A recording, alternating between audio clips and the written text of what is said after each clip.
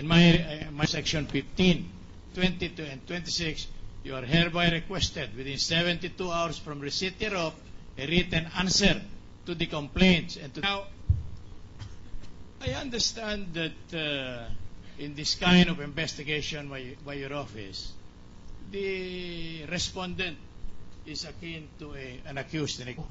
The witness has not been qualified nor established, declared by the court as a hostile witness. Well, that's a direct question, Your Honor. No, she was actually investigating the Chief Justice. Because I predicate the That would be the adverse interest. Okay then, Your Honor. Now, when that the Chief Justice is being requested to submit within 72 hours from receipt a written answer to the complaint, my understanding is that doing a case build-up. In other words, it was a fact-finding investigation, Your Honor. all the while I thought that the complaint one by the group of Roberto Alrosa, second by Walden Bellio. I'm sorry. Go ahead. Whenever we receive a complaint, we determine first if it merits docketing. So we docketed it for purposes. When you ask him to file an answer, Yes. the answer that you wanted to be made by him is in connection with the allegation. I invite your attention to the second to the last paragraph of page 4. It says here, furthermore, we received info your name, including those denominated in US dollars, the aggregate value of which amounts to at least US 10,000 US dollars. In other words, about the investigation of the respondent Chief Justice. That's right, Your Honor. And that, in effect, you are taking an adverse explain. Enlighten us, Your Honor, Yes. because as I said early on, I had sought the help of another agency for purposes of determining or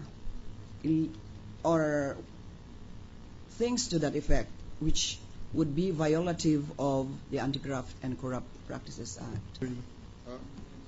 I'm sorry for the intervention, but the Ombudsman mentioned 10,000. Is that what is $10,000? Is that what is reflected? Oh, in I'm sorry, $10 million. Sorry. In other words, the Office of the Ombudsman was already conducting an investigation of the Chief Justice, so much so that you have to write your testimony here would be, if you have any finding at all in the course of that investigation, will be again. We do not know that. Yes, Your Honor. Yeah. If Your Honor, please. So, Counsel, please proceed along that line so that we can finish this. This is a witness to you. Yes, Your Honor. We'll do so, Your Honor, as directed. Now, you mentioned in here $10,000. I'm sorry. $10 million, I'm sorry. Meant proceedings going on before this honorable body Yes, by Your then. Honor. All right. My question to you, is there any mention or evidence of this $10 million in the evidence presented before?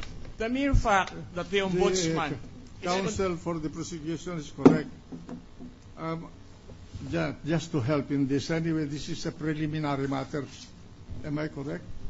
Yes, Your Honor. And then, fact-finding investigation, Your Honor. Yes, Case build-up, fact-finding investigation. as opposed to preliminary investigation, Your Honor. Have you made any findings? Data showing that at You least obtained material, data material to material and relevant to the complaints complaints filed by the. Well, it appeared so, Your Honor, because these are the documents that I sourced. So that from whatever that agency. testimony you will give here in this court would have, if you want to make a motion, then make a motion. May we move, Your Honor, that the witness be declared as a hostile witness, Your Honor, because her interest as an ombudsman investigating the case is already adverse to that of the respondent. If I am mandated by law to investigate and I investigate the respondent, that does not make me an adverse Yes. person. If leave me Ombudsman alone. can investigate with or without complaint.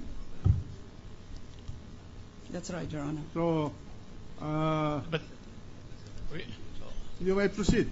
yes, Your Honor. If you're a witness, may I object? The mere fact that the ombudsman is conducting an investigation does not render her as an adverse witness. It proves to the allegation that he has $10 million. There has been no adverse finding by the ombudsman. She is merely performing her mandate and task under the Constitution and the... We do not question that there is an investigation, that the investigation is allegedly being conducted by the Honorable Ombudsman, Your Honor, pursuant to law. What we wanted is to that of the Chief Justice. How can she be expected to be neutral, to be unbiased, and to be impartial, Your Honor, if I in may, the dealing with... She has not made any findings. Precisely, the gathering of data do not appear to be in consonance with the impartial investigation of a case, Your Honor, because there are complainants in here. This All is right, to cut short this, unless I'm reversed by the impeachment court, given the fact that the ombudsman of the defense has been has shown some disagreement with the respondent, and the fact that this court would consider her as a hostile witness and so declare that she is hostile witness, and you may examine her as a, Thank as you, a Your hostile Honor. witness. Proceed. respondent in your case, his position may be akin to that of an accused in a criminal case. Am I right? said, Your Honor, we're still in the fact-finding investigation. He was a mere respondent. Yes. There is no similarity whatsoever. Is that your point? Well, as I said, it's merely fact-finding. Yes. There but- is no determination yet of probable cause because he has to undergo preliminary investigation. Then we set the case for But why, preliminary. why the necessity of compelling him to submit or to file an answer? That is what the law says, Your Honor. Section 26. But this is Section 17. Are you assailing? That no person may be compelled to be a witness again. Because the moment she answers, necessarily, she has to state his reason. Are you aware that if he refuses to answer, then he should... Counsel, I am still... please propound your question. Yes. Do not argue with the There witness. is a pending question, Your Honor. Yes, precisely. A question you're now entitled to ask, but do not Yes. argue with the witness. I'm not, Your Honor. I'm asking her, Your Honor, whether the position or office may be compared to that of an accused in a criminal case. You are asking an opinion. Yes. Well, she is That is a legal. very much in a position to answer that, Well, Your Honor, with the due ombudsman respect. may answer if she wishes to answer. Your Honor. All right. And in accordance with the Constitution, the law says, under Article 3, Section 17, no person... Said I was just following the mandate of the law. Just look out if you did not like to answer. You could waive answering if you wanted. Yes, to. But again, as I'm saying, Your Honor, not in accordance with the it Constitution, is Your not Honor, a practice, because- Your Honor. It is a provision of law. Section 26 of the Anti-Graft and Corrupt Practices Act. Yes, but that, Oh. that nullifies. Furthermore, may I direct your attention to this portion of... Sorry. your Let me letter to let the me Chief- correct my answer. This is not Section 26 of the Ombudsman Act. That the time to raise the non-incrimination clause of the Bill of Rights is when a question is addressed to the respondent for To answer, Your Honor. To answer, Your to Honor. answer within 72 hours. That's Then the he can answer that he does not. That's the prerogative of the party. Your Honor, please, with the kind indulgence of the court, Your Honor. Proceed. What we are invoking is a right which is fundamental.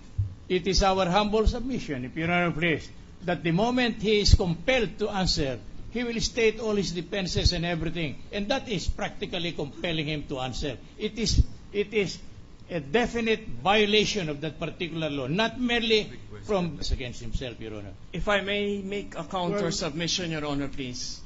Your Honor, please. Let the witness answer. All right. Again, I sound like a broken record. Justice Quay. To direct